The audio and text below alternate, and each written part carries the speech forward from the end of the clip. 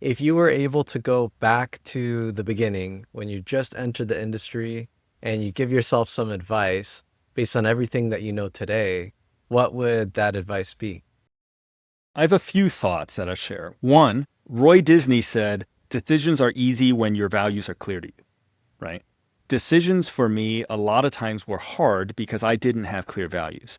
If you know exactly where you're going, decisions toward getting there become a lot easier. So, one advice I would give my younger self is spend a little more time thinking about what you actually want, right? Before you commit to doing these things. I think another thing is I often feel like I was the dog that caught the car. Like I was convinced when I joined Microsoft that what I wanted to be was a dev manager. Okay. And so for my first 8 years or so, I would take any job that would get me a step toward that. So, one, decisions were easy then because it was like, well, does this job get me a step closer? Yes, it does. Then I'll take it. Right. But once I caught that car, once I hit that level, once I recognized that, hey, E7 might be my terminal level. This might be the highest I ever get in my career. Um, the problem with peaking early, because I hit that level when I was probably, I don't know, 20, 30 years old or something like this. Right? Um, the problem is you're like a child actor. Like the question is, what are you going to do with the rest of your life? Like if your whole plan is acting and if nobody hires you for acting, you're going to be in a world of hurt. Like you are not going to enjoy the next 40 years of work. And so for me, I was the dog that caught that car. And I had no mental model for like once I became the dev manager, which I did become, right, at a very young age. Once I became a level 67 and I became that at a relatively young age, it was sort of like, well, like what happens next? And I really went through a period of pretty serious depression because I felt like I had lost a purpose to life. Like life seemed to have so much meaning and direction when I had a clear goal. But I caught the car, right? And then it was like, what to do? So the other thing I would caution my young self about is to just be sure you actually want the thing you want. You know what I mean? Like one thing I tell people now is, would you want to be Warren Buffett? So many people love the billions of dollars, but he also is in his late 90s. Like, would you want a few $1 billion and be in your late 90s? Like, is that worth it? Is that what you want? Like, this is an interesting question, right?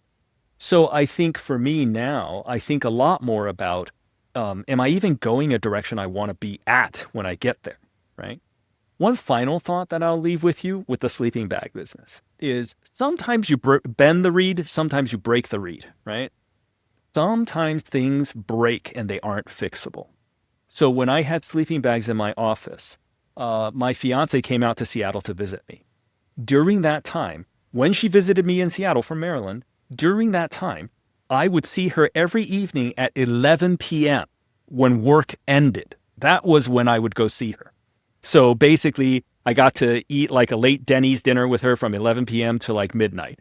And that was my plan for my visiting fiance, right? I am very fortunate and lucky that she is my wife now. But anybody I tell that story to, you could bet 9 out of 10 times that the story that ends with, that's how I got the engagement ring back, right? Is how that story ends, right? I did not realize that some reeds bend and some reeds break. And I was clearly bending something to an extreme that most things would have broken, right? And so I do think that in one's life, back to your point of like, what should a diehard person who only cares about career do? Like, what is the absolute fastest way to like get there, right? I would say, A, be sure that's what you want, right? Don't be the dog that caught that thing and then you regret catching the thing, right? So, A, be sure that's really what you want.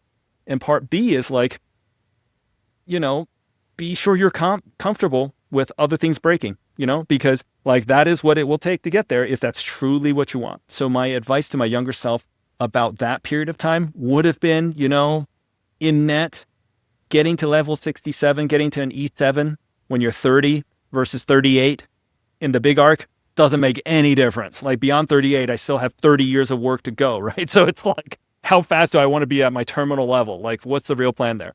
Versus, can I keep a healthy relationship with my spouse, with my kids, right? That's important. And so that's what I would advise back then. Yeah, it's funny because I think maybe this is a type of advice where looking back, it's obvious, but I wonder Right. if you right now could talk to that Philip that was grinding at 26 or 27, would you even accept the advice?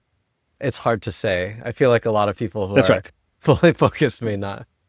Well, I feel like it's easy to say. I feel like for me, the answer would have been no, I would not have accepted the advice. Right, Because right. here's the thing, like, everybody tells you money doesn't buy happiness, right? Like, when someone with $3 million tells you, trust me, money will not buy you happiness. If you're an unhappy person now, you're going to be an unhappy person that can spend a lot of money, 10 years hence, right?